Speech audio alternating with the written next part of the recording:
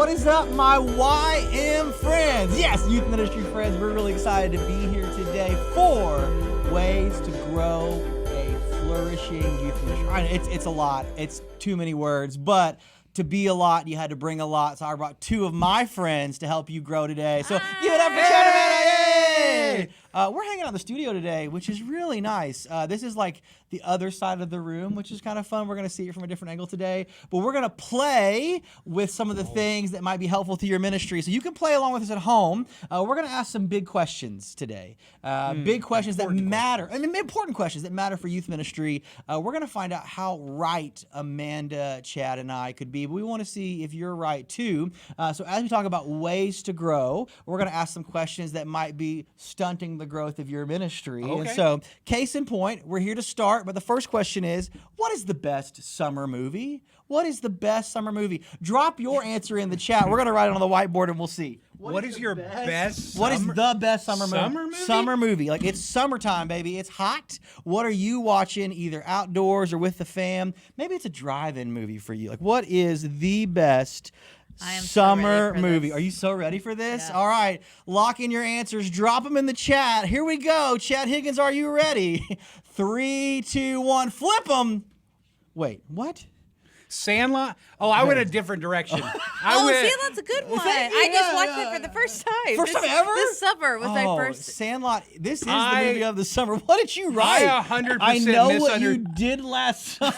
I thought we were looking for movies with summer in the title. We were looking for that. That was the only. You chose horror movies. Okay. It has summer in the title. It does have that. Amanda, you went Beethoven too? That is my kid's favorite movie right now. Preferred sequel to they're all Beethovens? Like at the cabin. And they're like on summer vacation or something. And there's puppies. There are puppies. It feels like a dog not built for the summer.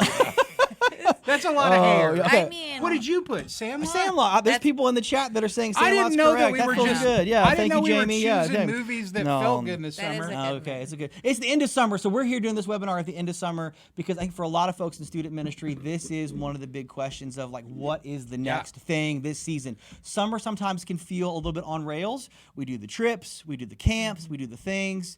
But a lot of folks right now, they're kicking back, and we're back in, we're locked in, kids are at school. And so the question we're asking is, what is next? And so one of the first things that we want to share as a way to grow your student ministry this fall is to do the important soil check. Yeah. I know that's a weird metaphor, but you need to check in after summer with your students, with your leaders. What is the story of the summer? What is the narrative of right now? Yeah. So, yeah. So, Zach, talk to me a little bit. Your time in student ministry, and Amanda, you're so good, like relationally. What are some of the ways that you would check in and hear that feedback? Like, talk to me. How do you actually gather the feedback? Right. Yeah. Yeah, I mean, I would start with your students and like getting like a pulse check on like where they are, what they're looking for. Yeah. Because usually after summer, they're like hyped up after camp. They're maybe even just like excited. They're ready to focus back into a routine. They're back on rhythm. Yeah. As someone who has a parent of little kids, like back on rhythm, like is a big deal. Right. And so I think getting into the rhythm of how we meet, when we meet, one of the ways in which to do that is I would introduce ways for them to give feedback to you. So whether that's like a creative element of like during the end of service, they're like writing on a big letter wall, whether it's a hyper relational specific thing of having those coffees and meetings, you need to not just be like projecting to them, teaching at them, but gathering from them. If you didn't do it at summer camp, that's okay. There's still time, but you need more than just how many kids came to camp this summer. You need the stories of how did this summer impact our students so you can know where we're at. That's exactly it. So one of the things that I would add to that is I think the reason it's really important to ask your specific students is because there is not a one-size-fits-all answer to this, primarily because for most student ministry, I found it has to do with where camp was. If you had an early summer camp, Shout out to the Memorial Day campers. Yeah, but your students, there's a very different feel that's happening. Yeah. Versus the late July campers. Correct. Yeah. If you're late July, Got back last week. Yeah. right? Yeah. Shout out to the Labor Day campers. right. But for them, right, they're riding momentum straight into it's fall. obvious or whatever. And so this is always a great time if you're doing camp at the beginning of summer.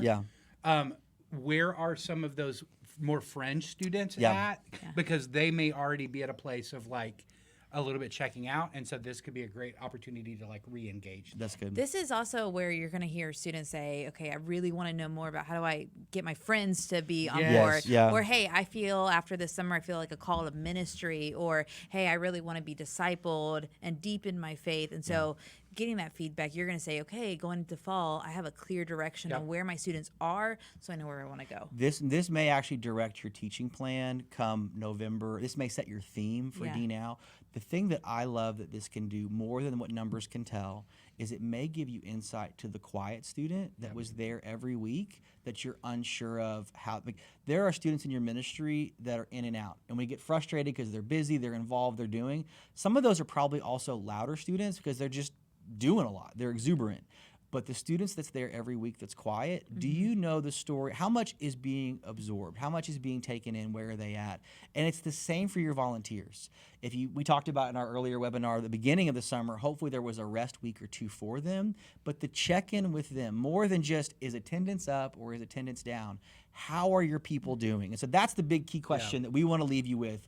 Before Labor Day gets here, you need to do some reconnaissance, some research, some soil checking. Get out in the garden of your ministry and say, how are we doing? Like, more than just the numbers, how are my people doing? That's good, because right now feels like such a season of like information. Right? It's like Wednesday night starting back. It's 6:30. Right? It's like syllabus day. Right. We're wanting to get all that information out. Yeah. And I think making sure that we're doing that alongside Hearing from. that relational connection is really huge. It's also an easy tee-up question for like parents, leaders, and students if you're refreshing those. It's a reason to reach out. Hey, mom and dad, send the text, send the email, set up the coffee. I know it's always hard. Sometimes it's like, hey, I want to meet with you. And they're like, why?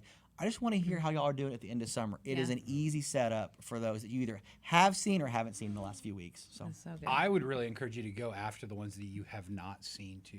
Like there is. Well, why were they word- not there? Find out. Correct, Yeah. man. Right. Because so many people get in those rhythms of not being there.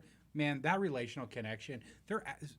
People are asking to get invited back, and I think we've got to go after the work of doing that. Okay. And I think there's a pace too that you get to figure out. I think oftentimes our temptation is just to go hardcore with fall events and programming. Rush to the thing. Like, how many school lunches can I get in before September even begins? How many special events can we plan? But honestly, if you start talking to leaders, they're probably tired after the summer. And so maybe an easing like your way back into student programming or cutting back and trimming down maybe the like healthier thing for your ministry. Healthy research. All right, speaking of research, I know that for student ministry, one of the key questions is, where are we going to feed these kids? And one of the level up answers beyond pizza is chicken. So the question to y'all is, what is the most overrated fast food chicken? Overrated fast food chicken. Drop your answer in the chat what you think is the most overrated fast food chicken. What we're talking about is the chicken. We're not talking about the sides or the accessories. Some of you shop for various reasons. I want to hear the most overrated fast food chicken. Here we go in 3, 2, 1. Flip them. Oh, lame. Oh, we almost line I feel up. betrayed by both of We you. are okay. I feel like I don't even know you guys. We've had conversations on and Group off chats, air. actually. Our Yeah, group yeah, text yeah. is named after this. Oh, So here's what I need to You say. got support in the chat. You got some Do support in the I? chat. You got Okay. support. I've got a lot of support in the chat. KFC is overrated, though. I would agree. the question that was asked was, what is the most overrated? Yeah. I think, if I'm going to be honest, fast food wise, I actually think it's the best chicken. Oh. I will say that publicly. Oh. The hype, though, You got a speech. the hype is wild. People talk about Chick-fil-A like we're going on dates there. I love when Homeschool hot dates, but I love when people. I love when people from Europe come and they're like, "We are trying the legendary Yeah, Chick-fil-A," yeah, and they yeah. take a bite and they're like, "What is this?" Chick-fil-A has the best service, not the best and chicken. it's good. Listen, it is I Full would very stop. agree. It's Full very good. stop. There is nothing. We've already talked about this. So Raising Cane's, their chicken isn't good. The chat is with Amanda, by The the way. sauce. Yeah, it is Canes. Okay, so Ryan Land, thank you so much. So we actually, our group chat is the anti-Canes gang because Chad Higgins has a line that, what is Canes? Okay, Cane's is a sauce. Cane's is just a sauce. And, Put it on the bumper sticker. and here's the Cane's deal. is just a sauce. Here's the thing, and here's where I found out. And I will say this: I love Cane's. Yeah, we might go today. No. Right. But the thing is, one time I went there, and I don't know if they did it on purpose. No sauce. I want to say that it was on purpose. Just to test you. Market research. Are you loyal? I got a box without a sauce. Threw it away. Oh. Like, not. it is a whole different experience. Was the consistency of the box to the fries and the chicken all the same? It was, was the all exact just same steamed box, same. just no sauce. Yeah. And you try to get one of those. Man, I'm having flashbacks. Okay. Oh, I'm so getting he's emotional hurting. and He's emo- hurting. All right, well, so he's hurting, which is an important part of our next question, man. which is Good the transition. What soul a transition. which is the soul check. One of the things that our team would want to say to you again and again is, how are you doing? Ministry leadership is difficult because people are always asking from you, taking from you. There's very few that are asking how you're doing. And so on behalf of our team, how are you doing? Going back to when was camp, right? Like if you're Shout out Labor Day camp. yeah, and so that is one of the hard things. So my team for many years, we did camp as late in the summer as possible to ride that momentum into the fall. But fall gets very busy, and so when you do that as a student minister, it does feel like you have no time to rest. Yeah. You're walking into your house with your spouse and kids, and you're like, "Hey, you guys remember me?" All of those. The danger of event-based youth ministry is Sure. you have to keep doing events. Yeah. I feel like of my June friends, they went from camps to mission trips Yep. to Maybe family vacation. maybe a vacation. Next year, guys. We'll get But you it next was like, year. all right, we launch groups in August, Right. and Yeah, so some of our youth ministry leaders, they've already been back. Like fall has Yeah. begun for Right. them, Yep. and that transition just didn't even happen. So Well, and so again, we've said it before. Let's remind you again: you can't give what you don't have. Yep. And so all the things that you want for your students have got to come from at least a half full cup. And I think for so many of our friends, like your students are getting back in the routine. Like this is not the time to try to overwhelm them with your ideas or your events. This is the time to minister and to shepherd, and that starts with having enough reservoir, enough Sabbath, enough delight and joy in your own life that you love showing up for them. It's our hope that like even after 15, 20 years of youth ministry, you still look forward to the things that you get to spend time with them at events, but also the coffees, the conversations, the before, the after, that you're not trying to rush in and rush out on a Wednesday or a Sunday because you love what you get to do. And that starts by centering and asking yourself the question, how are you? I know that in our booster community, we've been asking soul questions every week, so I'll make sure to share the link at the end. We're putting those workouts, those soul workouts out for everybody. Yeah. yeah, and if you're like, I don't know how I'm doing, because I think we get so busy, we become clueless and blind almost. I would say Busyness will blind you. That is true. Come on now. Come on. there's a few About people. to have church's chicken. there's a Not few overrated. people I Not would overrated. recommend asking if you are like want to know how are you actually doing. Ask your team. So maybe that's your boss or your coworker. The check-in from outside That's- yourself? yeah. Ooh, that's raw. Okay. If you are Okay. married, Ooh. asking your spouse. Oh, I don't wanna hear. That's usually not the fun conversation. But the necessary and one, then yeah. your small group of, whether that's your, peers, your yeah, folks, exactly. yeah, Like yeah. those closest friends, let them speak to you because Yeah. I think we are like, well, this is my job, my ministry is my calling, and then we just forget that we have to prioritize. Well, and they'll be able to tell you things, and they'll notice the tendencies. So this is one of the things that we call it out in each other. But there are little tendencies. Either it's a snappiness in your tone. Yes. It's a messiness of your car. It's a you're always late to meetingsness that are actually feeder symptoms of what's really going on in your heart and your soul. The notes of sarcasm and the dirty of your you drive. My car's kind of full right now. Are cues that maybe not everything is as centered. That's okay. Yeah. It comes and goes. The important thing is noticing it and addressing it. You are going to be stressed. You're going to be overwhelmed. You're going to be depleted. You're always giving. The question is, do you have the awareness or Right. the support circle to notice it, to recast recalibrate, renew, seek, center. Yeah. We talked about this on the His Glory Her Good podcast with Aunt P, who's our resident counselor. Okay, She yeah, comes yeah. every Give it up, season. Aunt P. Yeah. And we talked about like, how do I know if I'm okay, like a pulse check. And one of the things was like physically, like how are you doing? So like, are you having trouble sleeping at night? Are you having stomach issues?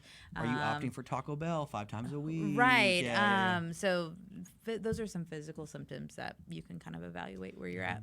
So check in. I know that we're going to share the replay of this, so keep adding questions, dropping comments, but we'll share resources as well with the replay of the event. Hey, talk to me just a little bit more real quick about those soul care questions. You mentioned it very quickly, like if they're new to Youth Ministry Booster or even in it, like where do they get those? Yeah. Like what to look for?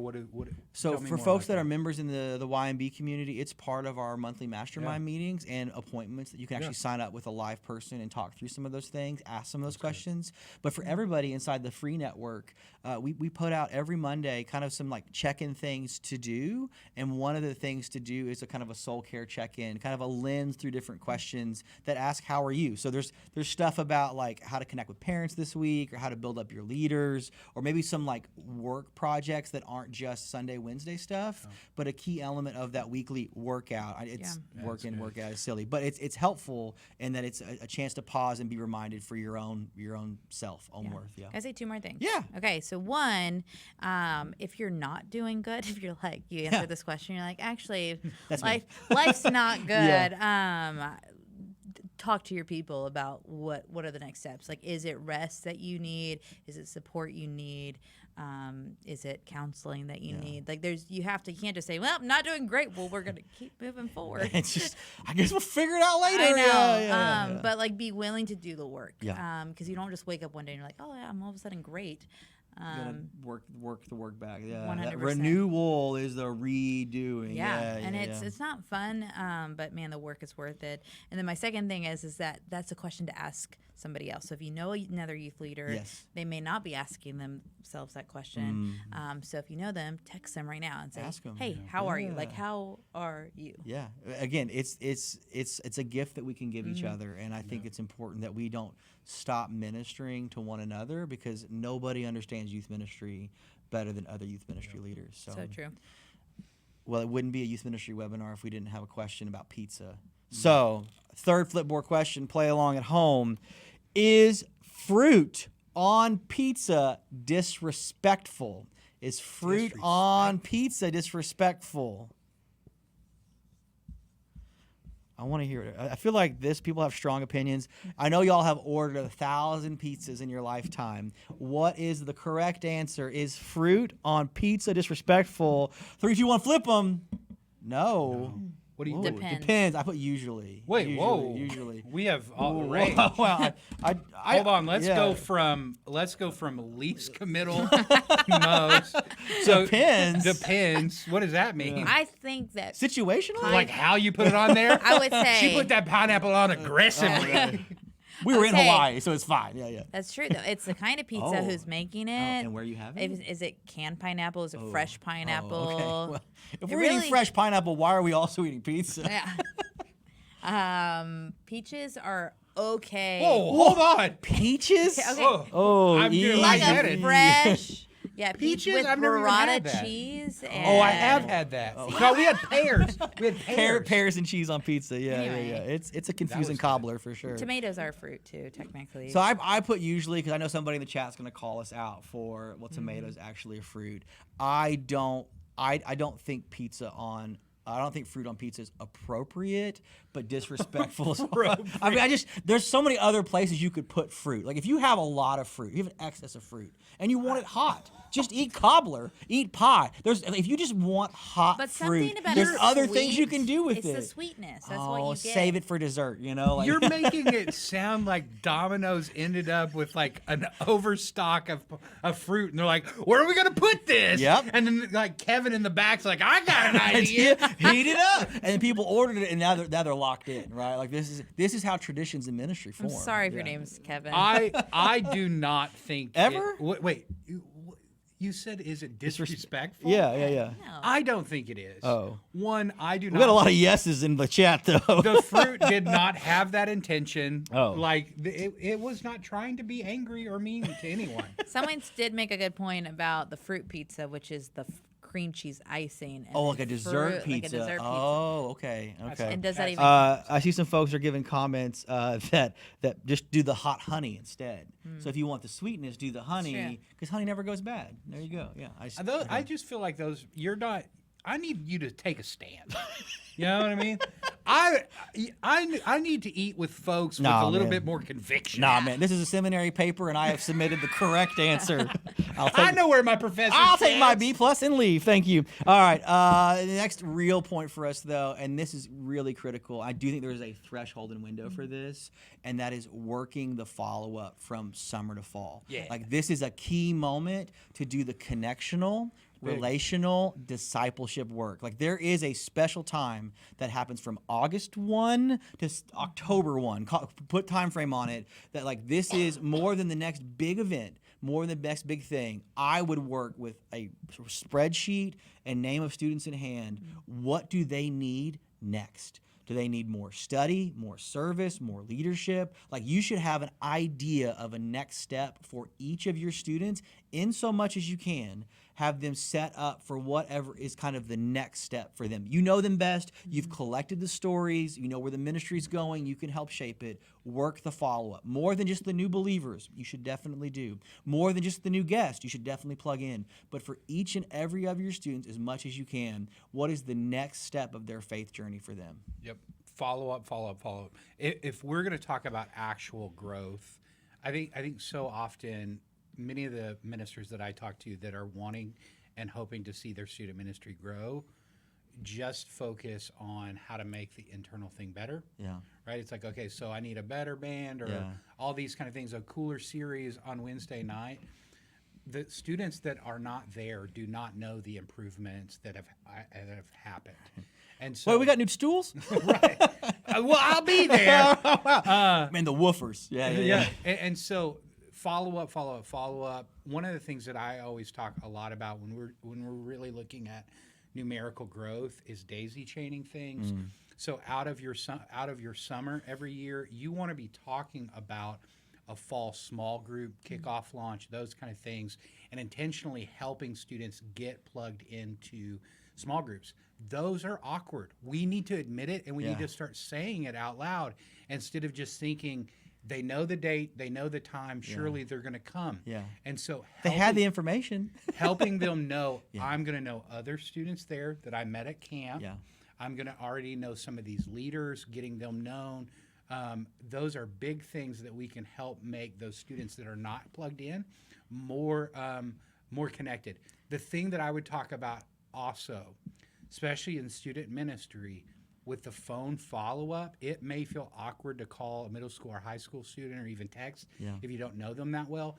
You know who it's not that awkward to talk about? Mom and dad. I was going to Call say the that. here's Here's the reality. phone, not too. landline. Here's What's the the reality. landline? What's the landline?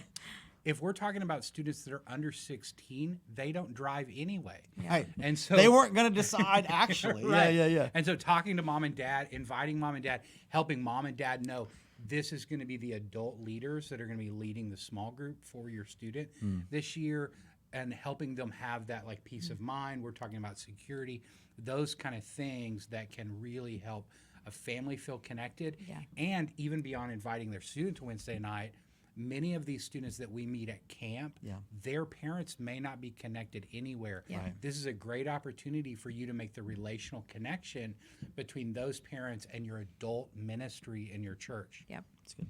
That was going to be my bonus stuff. He just took it right from Oh, me. It's geez. fine. Okay, well, say it for the folks in the back. Say Yeah. it for the folks in the back. Yeah. Key in this way. Having the information is not the same as receiving the invitation. Your relational work is not just communicating when it is, but they are, in fact, invited to it. The student, the parent, the family, letting them know what it is, but more importantly, that they are invited to participate in what it looks like, what they can expect, and why you want them there. Love that. Your summer work is not quite done. Just making camp happen is not the thing. Like Chad and Amanda shared, we are connecting it to something else. Students that just have the run up for camp and go have not experienced the full joy of your ministry, which is connecting it throughout the year. I get it. The big summer events are taxing and take a lot out of you, but we do those to connect them to the next thing. So, and follow-up is important because the goal of our ministry is not programming. It's That's not right. even That's program. right. Yeah. It's relationship. Yep. So having that personal follow-up moment, that's how you're going to build relationships. through yourself, through your volunteers, Yes. through your staff team, intern, whoever it is, the relational hard work is the personal phone calls, invitation, more than just the planning or the informing. Can I add one more? Absolutely. I think a lot of times when we think about follow-up, we just think about our own follow-up. Yeah. Yeah. This is the opportunity to invite your leaders into that process as well. Yeah. But here's a big one that I think we miss a lot, inviting our students. I don't know how many times I've heard kids be like, oh, I can bring my friends? And I'm like, what is this for? You know what I mean? And it's like, you assumed they would. They like- didn't know they could. yeah, you want to talk about disrespectful. You're not putting pineapple on it. But that statement is, no, but help those students know Yeah. how to invite their friends. We always created cards every year To give them to give away. Well, that yeah. were we knew that they wouldn't give them away. Oh, okay. They were the reminder to the kids About the of thing. how to start to pray Yeah. for their friends, the encouragement to make the ask, and then what are they asking them to? I was going to say, give some example questions Yeah, because yeah, sometimes yeah. they're like, oh, no, Yeah. just church. Because they don't know. Like, What's a freedom weekend? Right, What is a D now? Right? Yeah. Like what is a D Yeah. now? How do I invite my friend to this? And like even down to like for most middle school students, you haven't planned a lot of meetups with people, right? Like you show up to school and here are all the people that I like, right? I had a birthday party and I invited 2 friends. Yeah, Right. Yeah. And they come to your house. And so oftentimes you have to even talk through, like help them. Remember, these are 11-year-old kids. Yeah. And so helping them understand, like, hey, invite your friend to meet you in front of the church. And you're going to be there. You can walk them in, and there's not that awkwardness that they're all afraid of showing up, not knowing anybody, or knowing where to go. That's good. Well, that helps, and we're going to get from that next bit here in just a second. But I've got a key question. I know a lot about both of you. I don't know how you would answer this, though. Are you more like a cactus or more like a bonsai? So we're doing a little personality trivia. If you had to classify yourself, are you more like the houseplant cacti? I would like to clarify this. Okay, shout out to Kate Downing for coming up with this question. This is the Kate Downing special. Is this the K So, down? are you a cactus where you need like little maintenance? You're like, call me every 3 months and we're gonna be just Some fine. answers write themselves. Am I right? Or are you a bonsai tree where you need like delicate maintenance? Okay, so we're going to get to know each other a little more in the chat. And you're going to get to know our team a little more as well. Oh, okay. Not a lot of huggy people so far in the chat. Makes me feel different about my answer. Okay, we got to lock it in the chat. Are you cacti or bonsai? 3, 2, 1, flip them. I broke the rule. Oh, you wrote the question. What do you? What did you Okay, put? I feel like I'm Snake somewhere in the middle. plant? Like That's wasn't even an option. You can't pick a non-option. I'm like, you need. Amanda D, not listed. I don't want to have to be watered every single day, but like at least every week or 2 weeks. I- oh, wait. You're supposed to water snake plants? Oops. I got a devil in Every the now and then. back.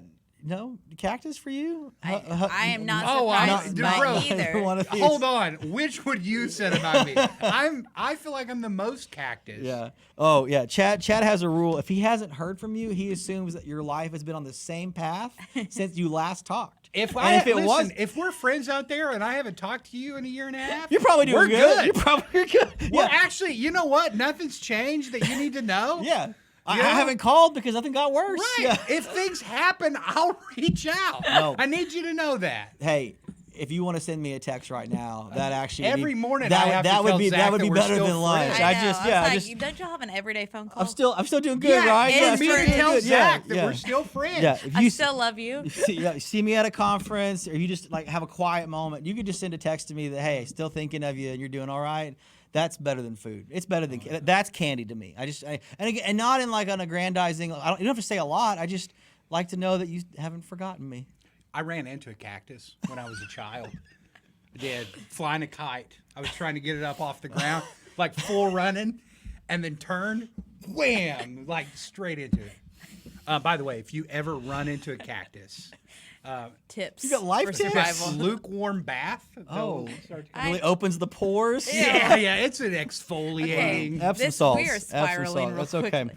Wow. It's student ministry. So speaking of student ministry, one of the things that we have become more convinced of, especially when it feels like you have a drought of volunteers or a lack in your ministry, is to ask the question, in what ways can I mobilize my students? More than a student leadership team. I think everybody is either doing or thinking or contemplating a student leadership team. Think bigger than that. Think more specific than that. How are you moving your students to ministry? More than just another gathering that feels like a programmatic hour on Sunday afternoons or Wednesdays before midweek. How are you taking that list? Again, see how these work. You collect the stories. You're thinking about the next steps. How are you moving those next steps for Cassandra, for Stephanie, for Timmy, to move them into what's next beyond just like, do you want to be a part of another meeting? Yeah, I would love to start with like small groups and like what that could look like next step wise on helping mobilize your students is not just being like, okay, we have a leader who's teaching a lesson and they are receiving information,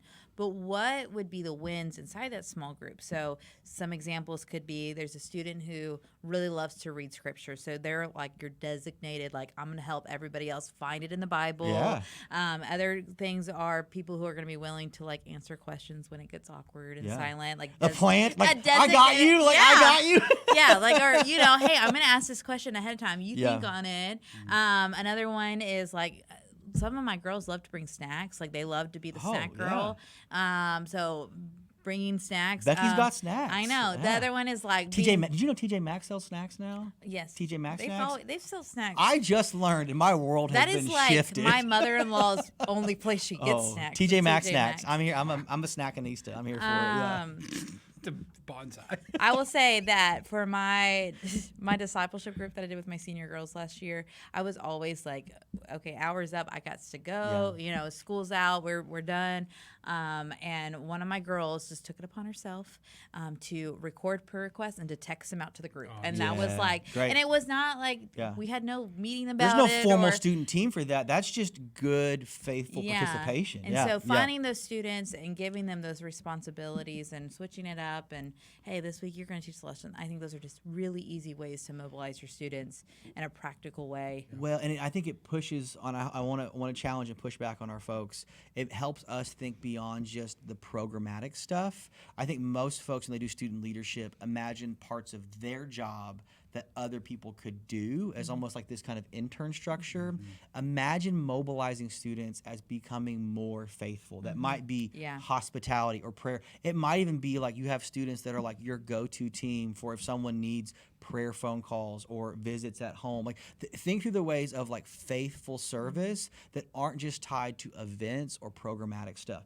That stuff's great. Also, when we think about it in spiritual disciplines, you're not on the greeting team. You're a part of hospitality in our ministry. I love even that subtle shift, but mobilizing your students is far more than just how do we get extra helping hands for midweek or Sunday or events, and how do we help students live into those next steps of faithfulness.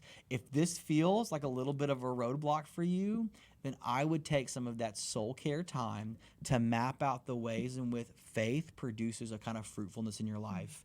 Prayer, scripture, spiritual disciplines. I think sometimes we get so head down for the things that we're going to do that when students ask what's next, the discipleship question of what's next, we immediately see what we see, which is the next thing that we have planned, instead of something that may not even be involved in your ministry. You may have a student that has a real passion for a mission or a service or a thing that may not be directly tied to what you're doing, but they should be empowered in a way that helps them be more faithful. The goal is for them to see that being a Christ follower doesn't begin after high school or when you start on the student leadership team, but it is, if you are a follower of Jesus, no matter what your title is inside the student ministry, like you have a role and a gift as being a part of the body of Christ. So what does that look like? Yeah, it's good. Yeah. Celebrate. Yeah. Reinforce. Well, if we're talking about mobilizing students, and I know that we're all at different places in this, right? Yeah. Like, if there's already some momentum happening in your student ministry, like mobilization feels a little easier. If you feel stuck in all of those kind of things, celebration is a huge key in that. But to celebrate, we have to vocalize, hey, here's the expectation, or here's what this may look like for you. And then when it happens, we celebrate. Here's the one thing that I know that goes back to the thing that we first started on.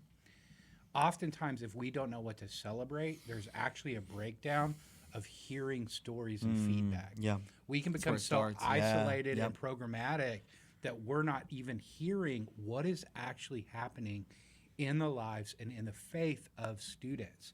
Because sometimes they're going to surprise you that they are like engaging God in some new ways in their life, or reaching out to their friends.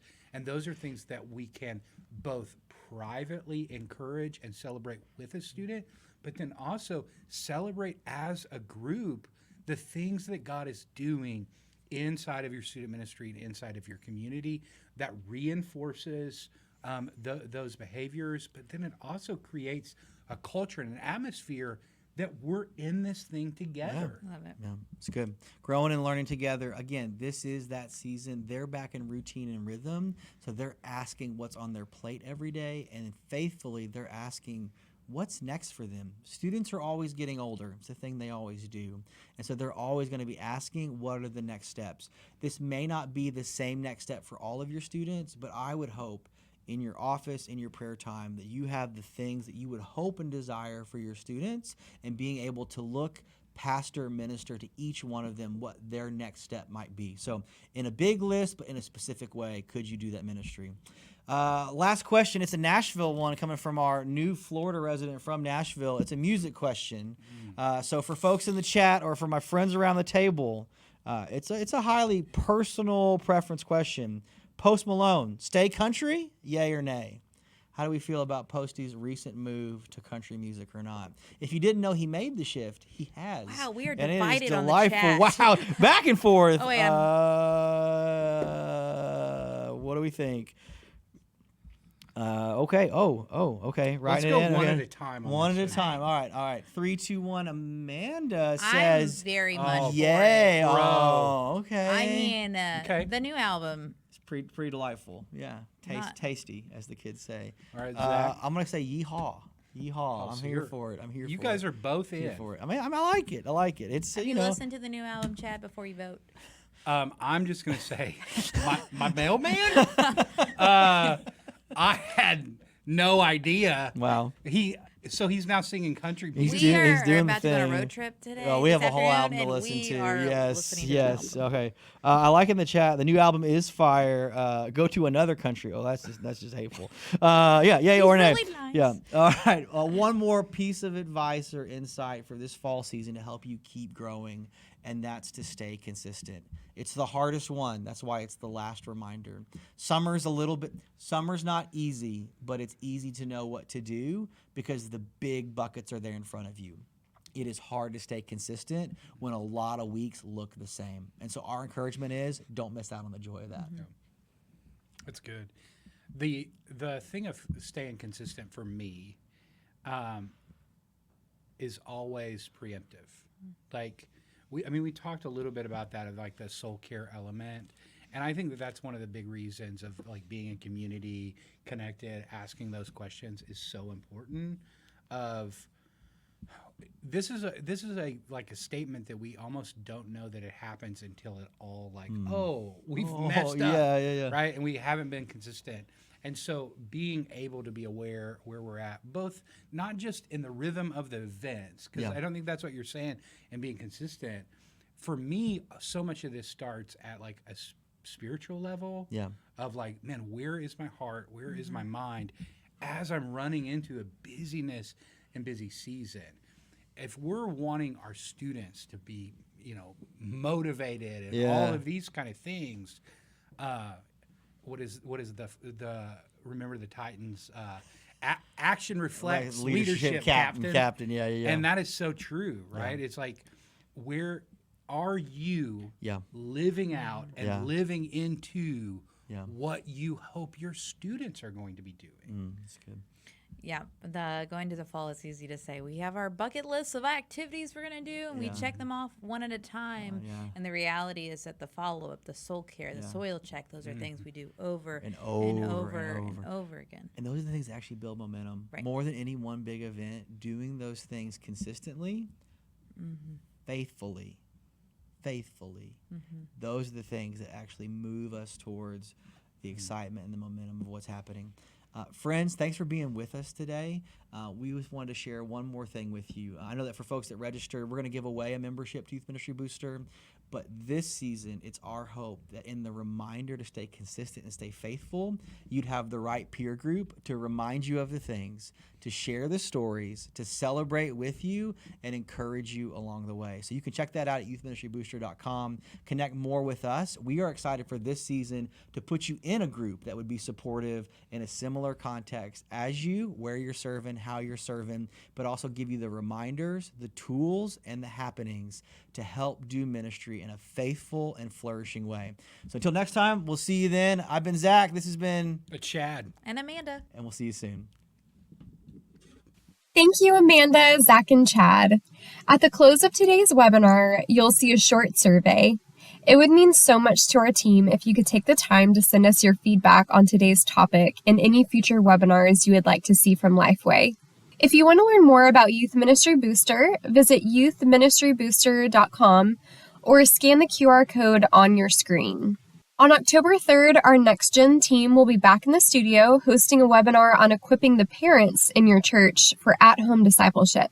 Scan the QR code and register to join us live or to receive the replay. Keep your eye out for an email from our team including a replay of this webinar, registration for the next webinar, and announcing the winner of the free Youth Ministry Booster membership and backpack.